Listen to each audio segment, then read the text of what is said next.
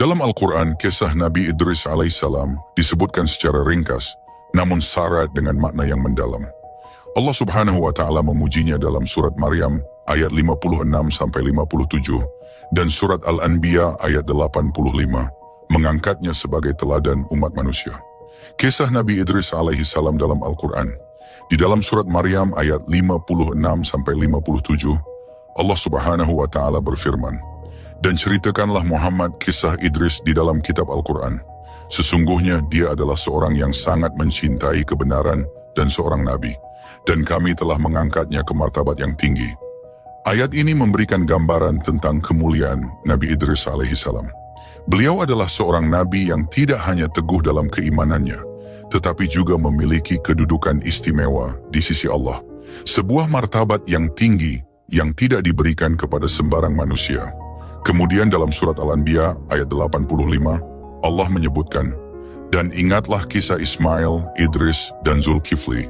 Mereka semua termasuk orang-orang yang sabar."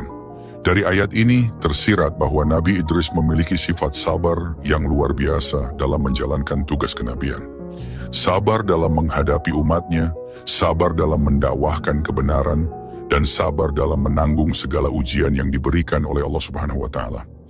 Nabi Idris adalah keturunan ke-6 dari Nabi Adam alaihissalam melalui Nabi Syeds alaihissalam. Beliau lahir di wilayah Babilonia, sebuah pusat peradaban manusia pada masa itu.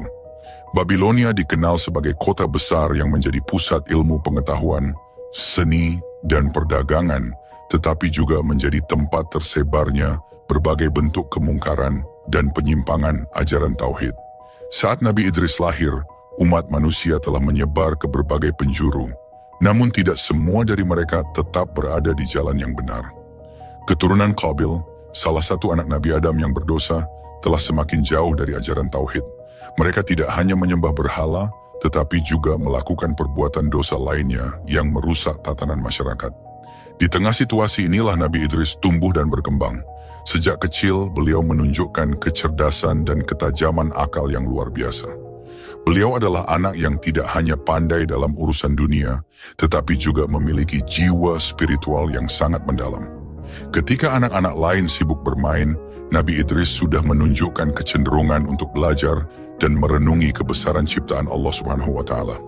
Nabi Idris adalah keturunan ke-6 dari Nabi Adam alaihissalam melalui Nabi Syeds alaihissalam. Beliau lahir di wilayah Babilonia, sebuah pusat peradaban manusia pada masa itu. Babilonia dikenal sebagai kota besar yang menjadi pusat ilmu pengetahuan, seni, dan perdagangan, tetapi juga menjadi tempat tersebarnya berbagai bentuk kemungkaran dan penyimpangan ajaran tauhid.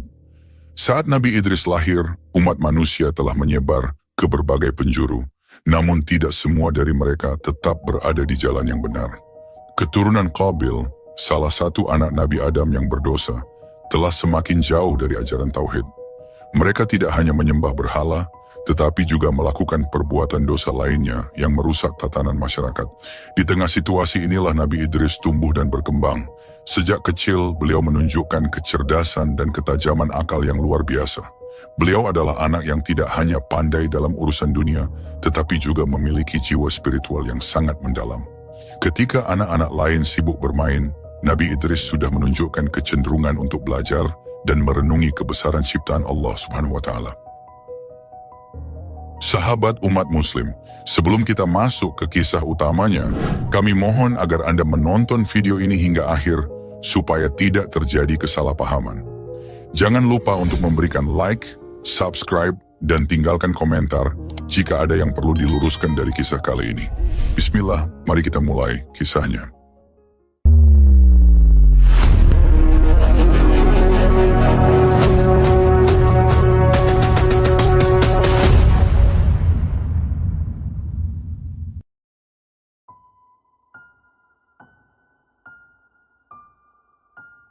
Ketika Nabi Idris beranjak dewasa, Allah Subhanahu wa Ta'ala memberikan kepadanya karunia kenabian.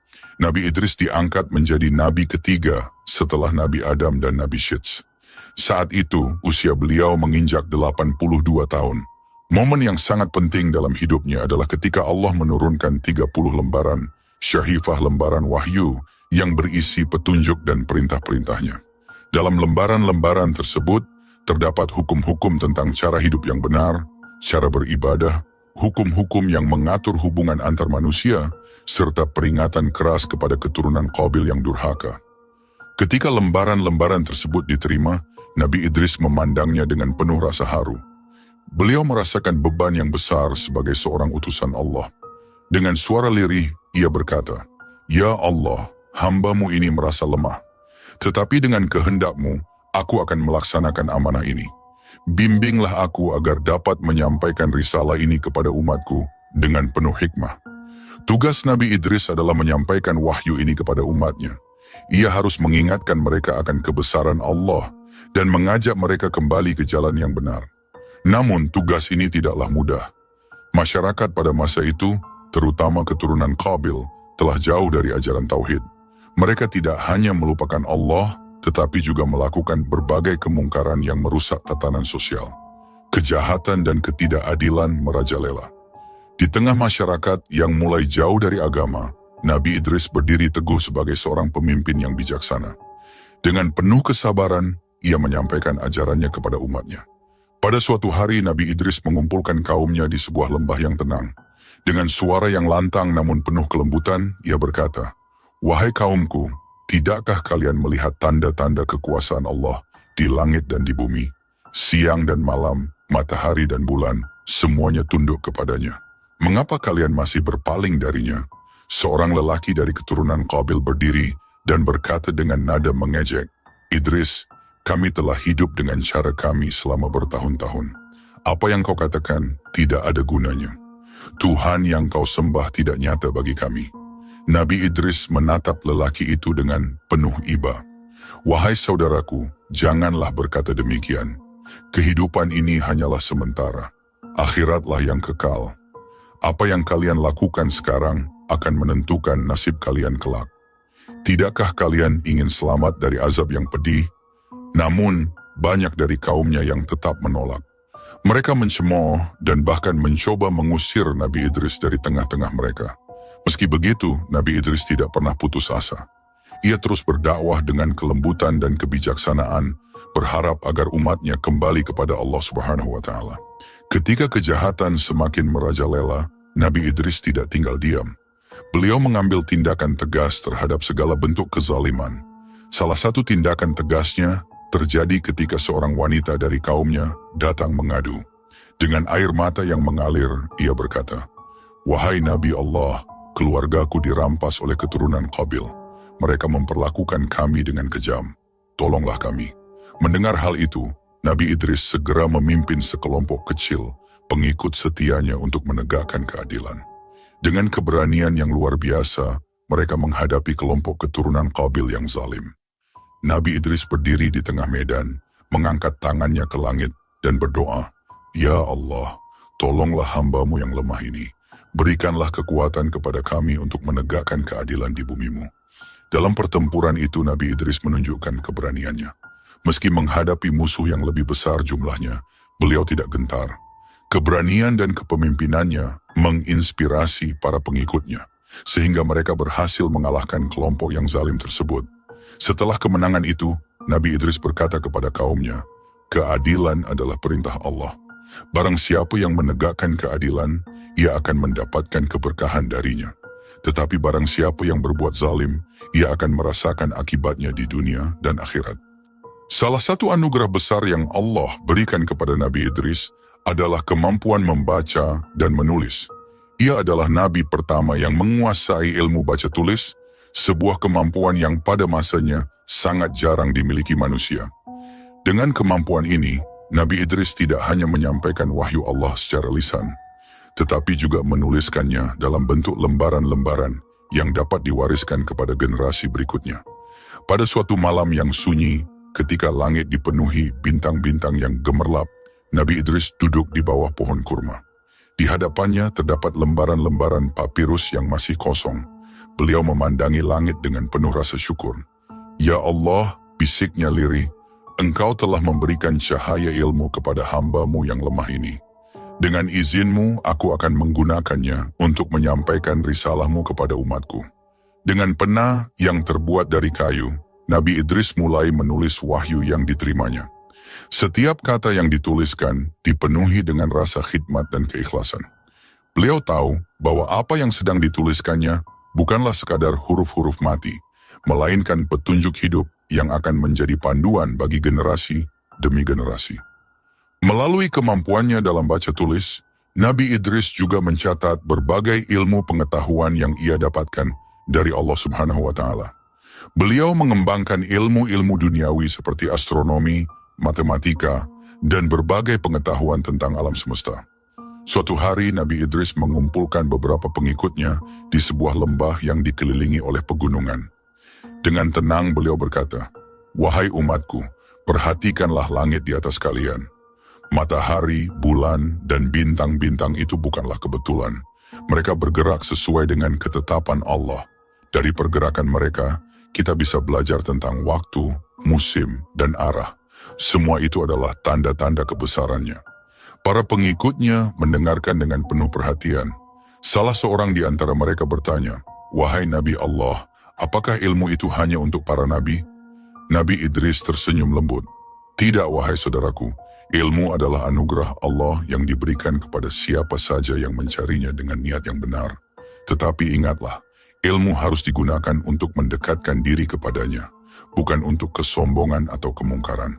Kitab-kitab yang ditulis oleh Nabi Idris menjadi panduan hidup bagi umatnya.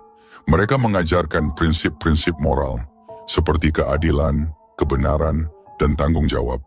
Selain itu, kitab-kitab tersebut juga memberikan arahan mengenai cara hidup yang baik dan etis, serta menyentuh berbagai aspek kehidupan sosial dan keimanan. Dalam ajarannya, Nabi Idris seringkali menekankan pentingnya keseimbangan antara ilmu duniawi dan ilmu akhirat.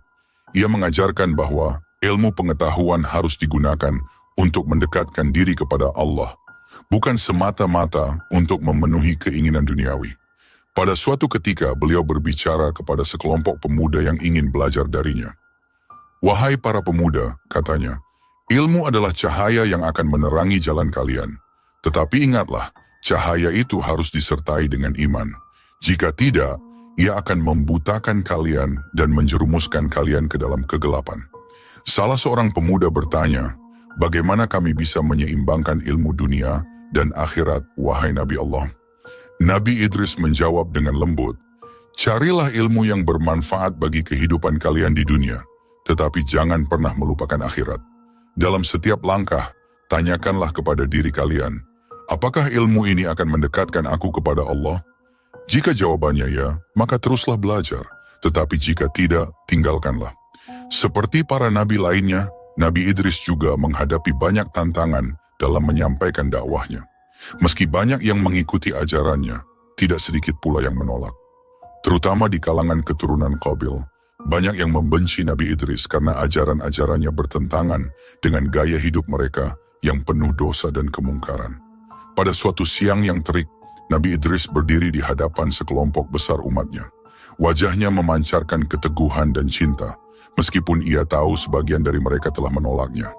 Dengan suara yang tenang namun tegas, beliau berkata, "Wahai kaumku, mengapa kalian berpaling dari jalan Allah?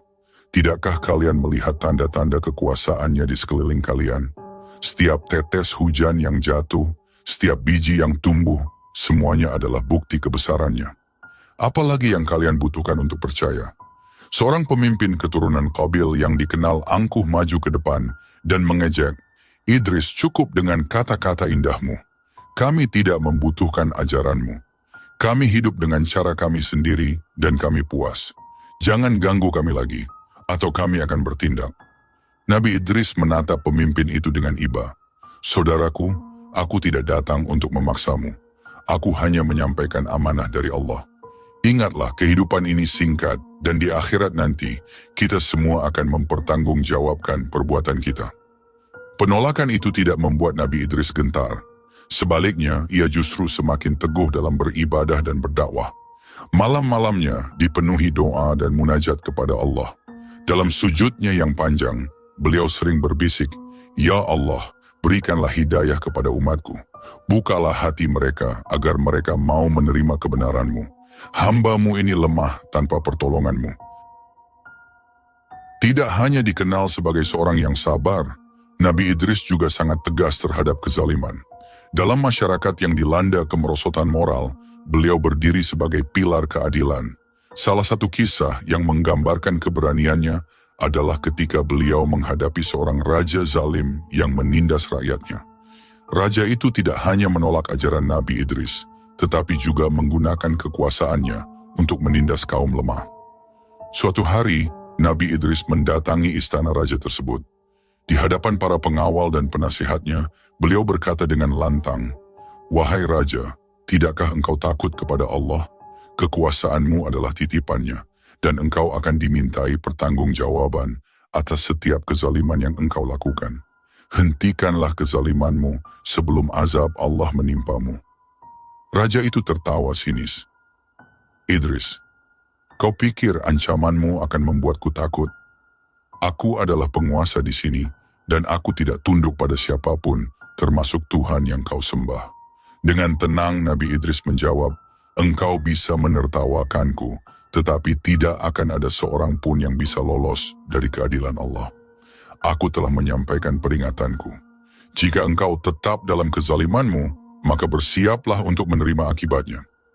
Beberapa waktu setelah pertemuan itu, Allah menunjukkan kekuasaannya. Raja zalim tersebut ditimpa musibah yang menghancurkan seluruh kekuasaannya. Rakyat yang selama ini tertindas akhirnya menyadari kebenaran ajaran Nabi Idris dan kembali kepada jalan yang benar. Selain keteguhan dan keberaniannya, Nabi Idris juga dikenal memiliki pengetahuan yang sangat luas. Dalam sejarah peradaban manusia, beliau dianggap sebagai orang pertama yang mempelajari dan memahami ilmu tentang pergerakan benda-benda langit. Dengan kebijaksanaannya, Nabi Idris mengamati bintang-bintang, planet, dan siklus alam semesta secara mendalam. Pada suatu malam yang cerah, Nabi Idris berkumpul dengan para pengikutnya. Beliau menunjuk ke arah langit dan berkata, "Perhatikanlah bintang-bintang itu, wahai saudaraku. Mereka bukan hanya hiasan di malam hari, mereka bergerak sesuai dengan aturan yang telah Allah tetapkan. Dari mereka kita dapat belajar tentang waktu, musim, dan arah. Ini adalah tanda-tanda kebesaran Allah yang harus kita renungkan." Salah seorang pengikutnya bertanya, "Wahai Nabi Allah, bagaimana kita bisa memahami tanda-tanda ini dengan lebih baik?" Nabi Idris tersenyum, "Belajarlah dan amati dengan saksama. Ilmu adalah cahaya yang akan menerangi jalan kalian.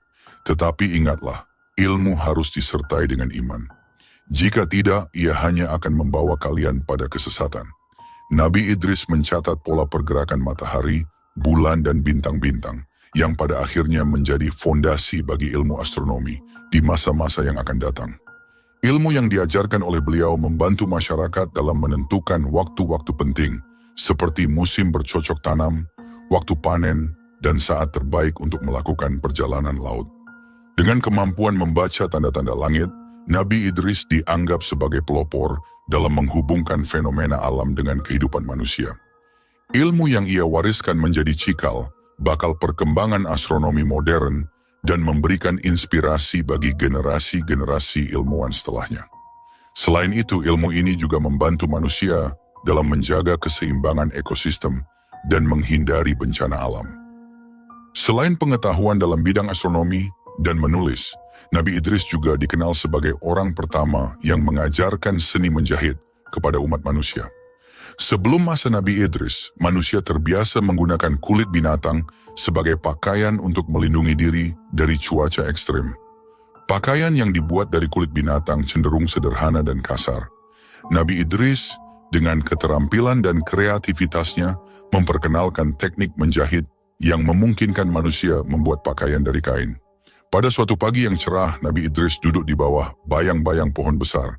Di hadapannya, sekelompok pengikut berkumpul, memperhatikan dengan saksama setiap gerakannya. Dengan penuh teliti, Nabi Idris menunjukkan bagaimana menggunakan jarum dan benang untuk menyatukan potongan-potongan kain.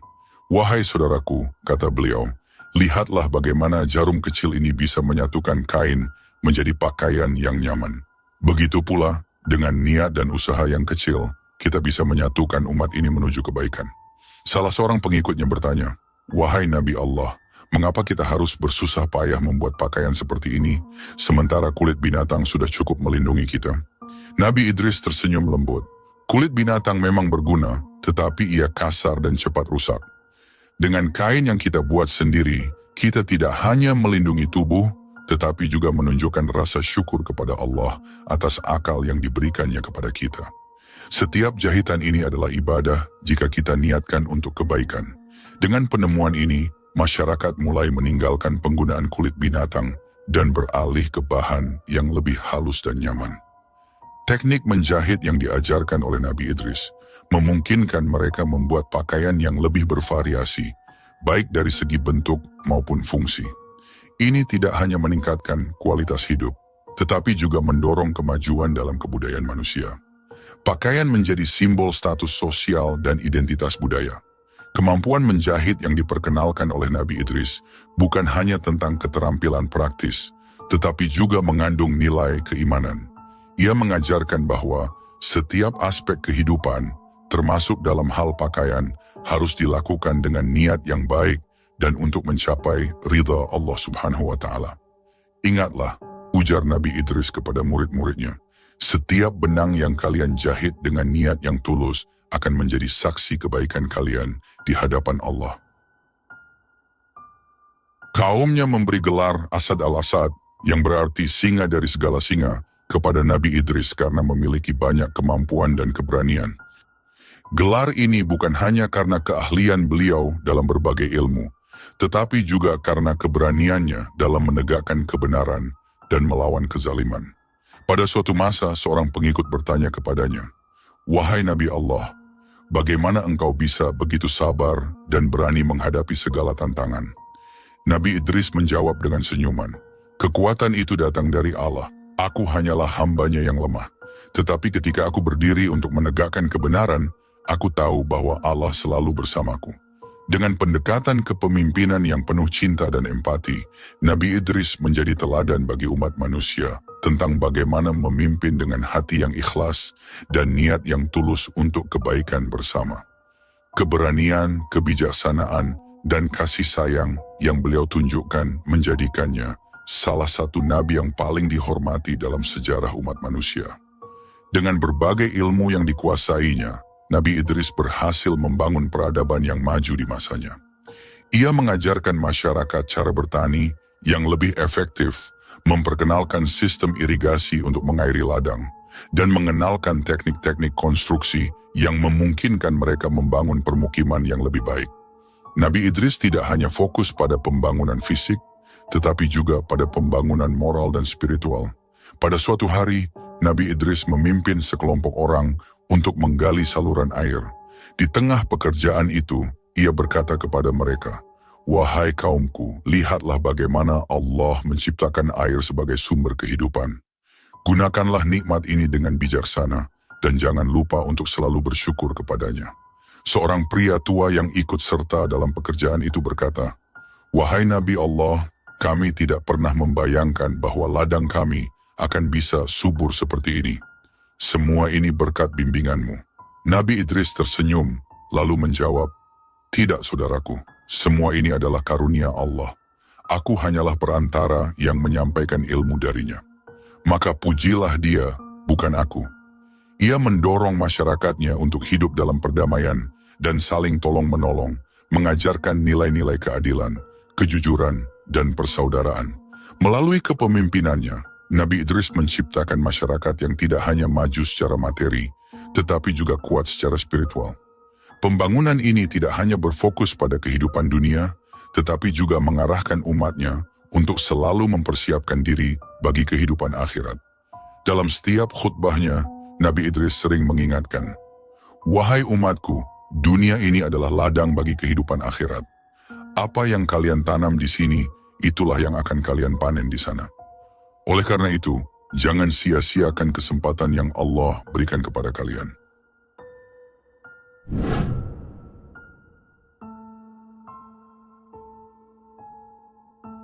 Nabi Idris alaihissalam dikenal sebagai salah satu nabi yang diberkahi oleh Allah Subhanahu wa Ta'ala dengan banyak keistimewaan.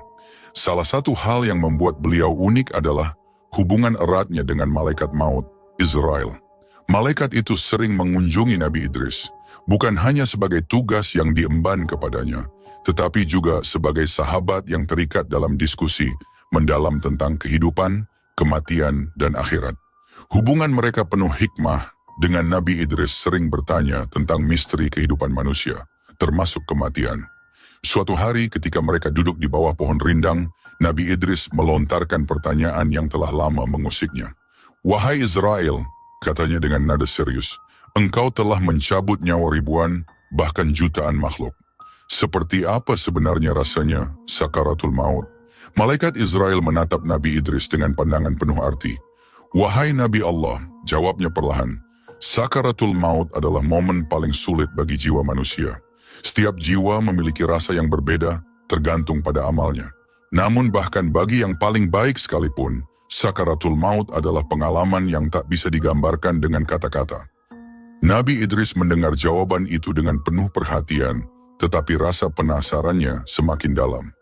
"Jika demikian," lanjutnya, "izinkan aku merasakannya, walau hanya sekejap, agar aku benar-benar memahami apa yang harus disiapkan manusia untuk menghadapi akhir kehidupannya." Malaikat Israel terkejut mendengar permintaan itu. "Wahai Nabi Allah," ujarnya, "permintaanmu sangat tidak biasa. Aku hanya mencabut nyawa sesuai perintah Allah. Aku tidak dapat melakukannya tanpa izinnya." Namun Nabi Idris tidak menyerah. Dengan kerendahan hati, ia memohon kepada Allah Subhanahu wa Ta'ala, "Ya Allah, izinkanlah aku merasakan sakaratul maut, walau hanya sementara. Aku ingin mengetahui keagungan-Mu lebih dalam, agar aku dapat menyampaikan kebenaran ini kepada umatku." Setelah menerima doa tersebut, malaikat Israel mendapat izin dari Allah Subhanahu wa Ta'ala untuk melaksanakan permintaan Nabi Idris. Dengan penuh kehati-hatian, Israel berkata, "Baiklah, wahai Nabi Allah, tetapi bersiaplah, karena ini bukanlah pengalaman yang mudah." Saat waktunya tiba, Nabi Idris duduk dengan tenang di tempatnya. Wajahnya yang bercahaya menunjukkan keteguhan iman, meskipun di dalam hatinya ada sedikit kegelisahan. Malaikat Israel berdiri di hadapannya, menatap sahabatnya dengan perasaan berat. "Apakah engkau sudah siap, wahai Nabi Allah?" tanya Israel dengan suara lembut. Nabi Idris menarik napas panjang, kemudian mengangguk. "Dengan izin Allah, aku siap." Israel mendekatkan tangannya ke dada Nabi Idris dan dengan lembut mulai mencabut nyawa beliau. Pada awalnya Nabi Idris merasakan sensasi yang aneh, seperti dingin yang merayap perlahan dari ujung kakinya. Namun dalam hitungan detik, sensasi itu berubah menjadi rasa sakit yang tak terbayangkan. "Ah!" Nabi Idris menggertakkan giginya, matanya membelalak lebar. Ia merasakan seolah-olah tubuhnya terkoyak dari dalam. Setiap saraf, setiap pembuluh darah, setiap tulang seperti ditarik-tarik dengan kekuatan yang tak kasat mata. "Ya Allah, sakitnya. Ini lebih dari yang bisa kutahan." Desisnya pelan, meskipun tubuhnya mulai kehilangan kekuatan.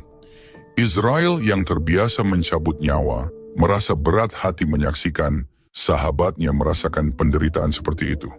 "Wahai Nabi Allah," katanya lirih, "aku telah melakukannya dengan sangat lembut, tetapi inilah sakaratul maut yang paling ringan yang pernah ada." Namun bagi Nabi Idris, rasa sakit itu bagaikan ribuan jarum yang menusuk setiap bagian tubuhnya, dari ujung kaki hingga ujung kepala. Ia merasa seakan-akan dirinya ditarik keluar dari tubuhnya oleh kekuatan yang tak tertahankan. Napasnya semakin berat, bibirnya mulai membiru, dan tubuhnya terasa membeku. Ini baru yang paling ringan, pikir Nabi Idris dengan ketakutan. Lalu bagaimana dengan mereka yang penuh dosa? Bagaimana mereka yang tidak bertakwa? Ketika ruhnya sepenuhnya tercabut, tubuh Nabi Idris jatuh terkulai. Tubuhnya dingin, tak bernyawa, dan wajahnya tampak pucat. Malaikat Israel berdiri di sampingnya, merasa berat hati telah melaksanakan tugas ini, meskipun atas permintaan Nabi Idris. Atas izin Allah Subhanahu wa Ta'ala, malaikat Israel kemudian mengembalikan ruh Nabi Idris ke dalam tubuhnya. Perlahan, tubuh Nabi Idris kembali bergerak. Ia membuka matanya dengan napas tersengal-sengal, wajahnya dipenuhi keringat dingin. "Ya Allah," ujarnya dengan suara lemah, Apa yang baru saja aku alami adalah sesuatu yang tak pernah bisa kubayangkan sebelumnya. Israel menatapnya dengan penuh simpati. Wahai sahabatku, katanya, ketahuilah, apa yang baru saja kau alami adalah sakaratul maut yang paling lembut. Nyawamu adalah salah satu yang paling mudah aku cabut di antara semua makhluk. Bagaimana menurutmu tentang mereka yang hidup dalam kezaliman dan dosa? Bagaimana dengan mereka yang menolak perintah Allah? Mendengar itu, tubuh Nabi Idris bergetar, matanya berkaca-kaca, membayangkan bagaimana nasib mereka yang akan merasakan sakaratul maut dalam keadaan buruk. Jika seperti ini, rasanya sakaratul maut yang paling ringan, ujarnya dengan suara terputus-putus, maka sesungguhnya aku tidak bisa membayangkan bagaimana pedihnya bagi mereka yang berpaling dari Allah. Pengalaman sakaratul maut itu meninggalkan jejak mendalam di hati Nabi Idris. Ia merasa tubuhnya masih didera rasa sakit, meskipun nyawanya telah kembali sepenuhnya. Perasaan itu menjadi pengingat akan betapa kecilnya manusia di hadapan Allah Subhanahu wa Ta'ala. Beberapa saat kemudian, Nabi Idris menatap malaikat Israel dengan rasa syukur. Aku memahami sekarang, katanya. Sakaratul maut adalah puncak dari ujian kehidupan manusia. Mereka yang mempersiapkan diri dengan amal dan takwa mungkin akan merasakan lebih ringan, tetapi mereka yang lalai, aku tidak tahu bagaimana mereka akan sanggup melewatinya. Malaikat Israel tersenyum simpul. Itulah sebabnya Allah memberikan manusia kesempatan untuk memperbaiki dirinya sebelum waktunya tiba. Dan itulah tugasmu, wahai Nabi Allah, untuk mengingatkan umatmu akan hal ini. Setelah merasakan sakaratul maut, Nabi Idris semakin mendalami keimanannya. Ia sering mengingat pengalaman itu dalam doanya, memohon ampunan dan perlindungan dari Allah Subhanahu wa Ta'ala. Setiap kali beliau berbicara kepada umatnya, beliau mengingatkan mereka tentang pentingnya mempersiapkan diri untuk akhirat. Wahai umatku, serunya suatu hari di tengah pertemuan besar, ketahuilah bahwa kematian adalah sesuatu yang pasti. Tidak ada seorang pun yang dapat menghindarinya. Namun, apa yang akan kalian bawa untuk menghadapi saat itu? Adakah amal kalian cukup untuk meringankan sakaratul maut? Atau justru dosa-dosa kalian akan memberatkan perjalanan kalian menuju akhirat? Suara Nabi Idris bergema, menggugah hati setiap orang yang mendengarnya. Tidak ada yang mampu membantah kebenaran yang ia sampaikan, karena ia telah merasakan sendiri bagaimana maut merenggut jiwa. Pengalaman Nabi Idris merasakan sakaratul maut adalah pelajaran besar bagi umat manusia. Rasa sakit yang ia alami, meskipun merupakan yang paling ringan, menggambarkan betapa beratnya ujian tersebut. Kisah ini mengajarkan kita untuk selalu bersiap menghadapi kematian dengan amal kebaikan, ketakwaan, dan kepasrahan kepada Allah Subhanahu wa Ta'ala.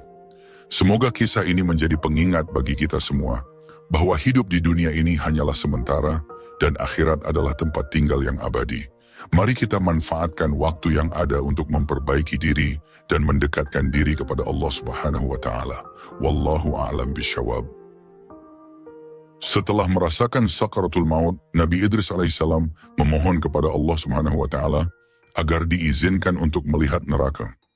Permintaan ini bukan karena rasa ingin tahu semata, tetapi sebagai bentuk keinginan mendalam untuk memahami sepenuhnya akibat dari perbuatan manusia yang berpaling dari jalan Allah.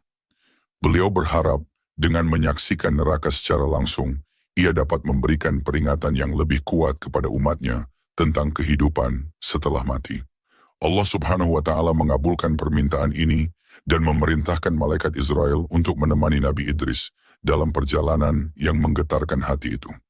Malaikat Israel membawa Nabi Idris menuju tempat yang tak terbayangkan oleh pikiran manusia. Dalam perjalanan, hawa panas mulai terasa, semakin mendekati neraka, udara yang berat dan berbau menyengat memenuhi indera. Bau itu begitu menyiksa, hingga membuat Nabi Idris merasa dadanya sesak, meskipun ia belum melihat api neraka secara langsung. Setelah beberapa saat, mereka tiba di hadapan gerbang neraka. Pintu-pintu besar itu menjulang tinggi, terbuat dari besi yang merah membara. Pintu itu bergetar karena jeritan dan tangisan yang datang dari dalam, seolah-olah seluruh tempat itu hidup dengan kesedihan dan penderitaan. Wahai Israel, tanya Nabi Idris dengan suara bergetar, apakah semua ini berasal dari mereka yang ada di dalam? Malaikat Israel mengangguk. Ya wahai Nabi Allah, jeritan ini datang dari mereka yang telah menentang perintah Allah, yang telah memilih jalan dosa dan kezaliman. Inilah balasan mereka. Gerbang itu perlahan terbuka, memperlihatkan pemandangan yang membuat darah Nabi Idris berdesir. Sebuah lautan api yang tak bertepi terbentang di hadapannya. Api itu tidak seperti api di dunia. Warnanya berlapis-lapis, merah, hitam, dan biru, dengan kobaran yang tak pernah padam. Asap tebal mengepul, membawa suara-suara jeritan yang begitu memilukan. Nabi Idris mulai melangkah, ditemani oleh malaikat Israel. Di dalam neraka, beliau melihat pemandangan yang begitu mengerikan, hingga tubuhnya gemetar. Setiap langkah membawa pemandangan baru yang lebih dahsyat dari sebelumnya. Beliau melihat sekelompok manusia yang tubuhnya terbakar perlahan. Kulit mereka meleleh, tetapi segera digantikan dengan kulit baru, hanya untuk dibakar lagi. Mereka menjerit, meratap, dan memohon ampunan. Salah seorang dari mereka berseru, "Ya Allah, kembalikan aku ke dunia. Aku akan memperbaiki perbuatanku. Aku akan menjadi hamba-Mu yang taat." Namun jawaban yang terdengar hanyalah gema suara mereka sendiri, karena kesempatan mereka telah berlalu. Nabi Idris bertanya kepada malaikat Israel, "Apa dosa mereka, wahai Israel?" Malaikat Israel menjawab, "Mereka adalah orang-orang yang tahu kebenaran tetapi berpaling. Mereka enggan beribadah, enggan bersyukur atas nikmat Allah, dan hidup dalam kelalaian." Di sisi lain, Nabi Idris melihat sekelompok manusia yang lidahnya dipotong berkali-kali oleh penjaga neraka. Lidah itu segera tumbuh kembali, hanya untuk dipotong lagi. Jeritanya begitu menyayat hati. "Apa dosa mereka?" tanya Nabi Idris lagi. Malaikat Israel menjawab, "Mereka adalah orang-orang yang suka berdusta dan menyebarkan fitnah. Lidah mereka yang menyakiti orang lain kini menjadi alat siksaan bagi diri mereka sendiri." Nabi Idris semakin melangkah dan ia melihat sungai yang dipenuhi darah dan nanah. Di dalamnya, manusia-manusia tenggelam berusaha untuk keluar. Tetapi setiap kali mereka mendekati tepi, penjaga neraka mendorong mereka kembali dengan tombak-tombak tajam. "Dan mereka ini?" tanya Nabi Idris dengan nada penuh duka. "Mereka adalah orang-orang yang memakan riba dan harta haram. Kini darah dan nanah menjadi makanan dan minuman mereka," jawab malaikat Israel. Dalam salah satu sudut neraka, seorang pria mendekati Nabi Idris dengan wajah penuh penderitaan. Tubuhnya dipenuhi luka bakar dan ia berjalan pincang karena rantai besi yang melilit kakinya. "Wahai Nabi Allah," katanya dengan suara serak, "tolong sampaikan permohonanku kepada Allah. Katakan kepadanya bahwa aku telah menyesal. Aku tidak kuat lagi berada di tempat ini." Nabi Idris memandangnya dengan penuh belas kasih, tetapi juga dengan kesedihan. "Apa yang telah kau lakukan di dunia sehingga berakhir di sini?" Pria itu menunduk, air matanya bercampur dengan darah yang mengalir di wajahnya. "Aku adalah orang yang zalim. Aku mengambil hak orang lain. Aku memperkaya diri dengan harta haram, dan aku tidak pernah bertaubat. Tetapi sekarang aku menyesal, sangat menyesal." Malaikat Israel kemudian berkata kepada Nabi Idris, "Penyesalan mereka tidak berarti di sini. Mereka telah diberi kesempatan di dunia, tetapi mereka menyia-nyiakannya. Inilah balasan bagi mereka yang berpaling dari kebenaran." Nabi Idris juga menyaksikan penjaga-penjaga neraka yang dikenal sebagai malaikat Zabaniyah. Mereka adalah makhluk yang diciptakan dari api dengan wajah yang tidak menunjukkan belas kasihan. Mereka membawa cambuk-cambuk besar yang terbuat dari api yang digunakan untuk menghukum para pendosa. Setiap kali cambuk itu menghantam, jeritan para penghuni neraka menggema, membuat suasana semakin mencekam. Nabi Idris memalingkan wajahnya karena tidak sanggup menyaksikan lebih lama. "Ya Allah, aku mohon ampunan-Mu. Jangan biarkan umatku berakhir di tempat ini." Bisiknya, air mata mengalir deras di pipinya. Perjalanan Nabi Idris ke neraka meninggalkan kesan mendalam di hatinya. Ia tidak hanya melihat azab yang tak terbayangkan, tetapi juga menyadari betapa banyak manusia yang menyesal saat segalanya sudah terlambat. Setiap langkah yang diambil di dunia memiliki konsekuensi, dan setiap dosa yang dibiarkan tanpa taubat membawa manusia lebih dekat ke tempat yang mengerikan ini. Ketika pintu neraka perlahan tertutup, Nabi Idris merasa lega, tetapi sekaligus dihantui oleh apa yang telah dilihatnya. Ia menatap malaikat Israel dengan mata yang penuh ketakutan dan rasa syukur. "Wahai sahabatku," katanya, "neraka adalah tempat yang tak seharusnya dihuni oleh siapapun. Aku akan memperingatkan umatku agar mereka menjauhi setiap perbuatan yang dapat membawa mereka ke tempat ini." Setelah menyaksikan pemandangan mengerikan di neraka, malaikat Israel membawa Nabi Idris alaihissalam menuju tempat yang menjadi impian semua hamba Allah yang taat, surga. Dengan izin Allah Subhanahu wa Ta'ala, Nabi Idris diizinkan melihat surga, sebuah tempat yang penuh dengan kenikmatan, kedamaian, dan kebahagiaan abadi. Ketika mereka mendekati surga, hawa panas dan bau menyengat dari neraka yang masih melekat mulai tergantikan oleh udara sejuk yang menyegarkan. Aroma wangi yang tak pernah tercium di dunia memenuhi indera Nabi Idris. Bau itu begitu menenangkan, seolah membawa ketenangan langsung ke dalam jiwa. Di hadapannya, berdirilah gerbang surga yang megah. Pintu itu terbuat dari cahaya yang berkilauan, dihiasi dengan permata yang tidak bisa dilukiskan oleh kata-kata. Dari celah gerbang, terdengar suara lantunan tasbih yang merdu, seolah-olah surga itu sendiri bertasbih kepada Allah Subhanahu wa Ta'ala. "Wahai Israel," tanya Nabi Idris dengan suara yang penuh kekaguman, "apakah ini pintu menuju surga?" Malaikat Israel tersenyum. "Ya, wahai Nabi Allah, inilah tempat yang dijanjikan Allah untuk hamba-hambanya yang taat, yang beriman kepadanya, dan menjauhi larangannya." Gerbang itu perlahan terbuka, memperlihatkan pemandangan yang begitu indah, hingga membuat Nabi Idris tertegun. Beliau tak mampu berkata apa-apa, hanya air mata yang mengalir deras dari matanya, tanda rasa syukur yang mendalam. Ketika Nabi Idris melangkah masuk, mata beliau disuguhi pemandangan yang tak pernah terbayangkan. Sungai-sungai mengalir dengan jernih, beberapa dipenuhi air yang sebening kaca, beberapa lagi mengalirkan susu yang tak pernah basi, dan lainnya membawa madu murni yang manis. Di sepanjang sungai, tumbuh pohon-pohon rindang dengan daun-daun yang berkilauan seperti zamrud. Buah-buahannya menggantung rendah seolah-olah memanggil siapa saja untuk memetiknya. Beliau menyentuh salah satu buah itu yang tampak seperti campuran warna emas dan perak. Ketika beliau mencicipinya, rasa manis yang lembut memenuhi mulutnya, sebuah rasa yang tak pernah ia alami sebelumnya. "Subhanallah," ujarnya pelan, penuh kekaguman. Di sekelilingnya, burung-burung dengan bulu yang indah terbang sambil melantunkan nyanyian yang menenangkan hati. Suara itu bagaikan harmoni yang langsung menyentuh jiwa, membuat setiap pendengar merasa damai. Nabi Idris bertemu dengan salah satu malaikat penjaga surga yang tinggi dan bercahaya. Malaikat itu menyambutnya dengan senyuman yang penuh kehangatan. "Wahai Nabi Allah," kata malaikat Ridwan, "inilah tempat yang dijanjikan Allah untuk mereka yang bersabar dan bertakwa." Nabi Idris menatap malaikat Ridwan dengan mata penuh rasa ingin tahu. "Wahai malaikat, apakah semua ini diperuntukkan bagi setiap manusia yang beriman?" Malaikat Ridwan itu menjawab, "Ya, tetapi untuk mencapainya, mereka harus melalui ujian dan tetap teguh dalam keimanan mereka. Tempat ini adalah balasan atas amal-amal mereka yang tulus di dunia." Nabi Idris melanjutkan perjalanannya, menjelajahi surga yang penuh dengan keajaiban.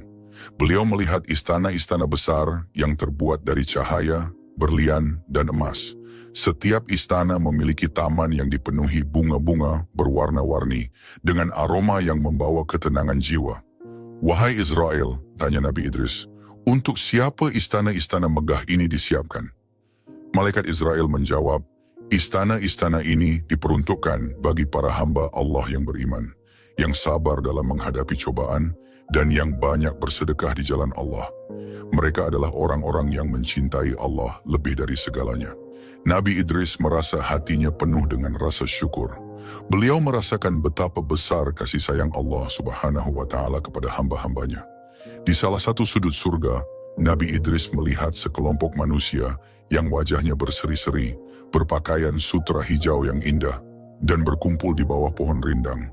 Mereka saling bercengkrama, tertawa, dan memuji Allah dengan penuh kebahagiaan. "Wahai Israel, siapakah mereka ini?" tanya Nabi Idris. "Mereka adalah orang-orang yang selalu bersyukur kepada Allah dalam keadaan apapun.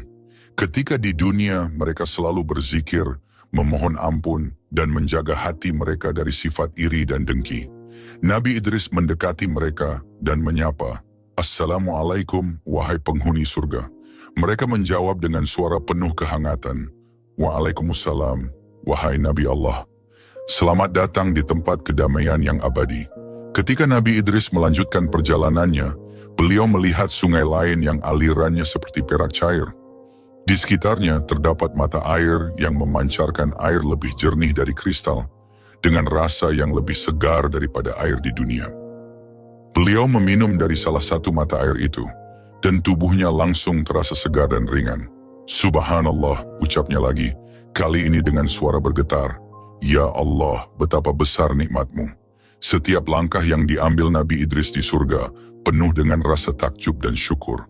Beliau terus memuji Allah Subhanahu wa Ta'ala. "Alhamdulillah, Alhamdulillah. Semua ini adalah tanda kasih sayangmu kepada hamba-hambamu."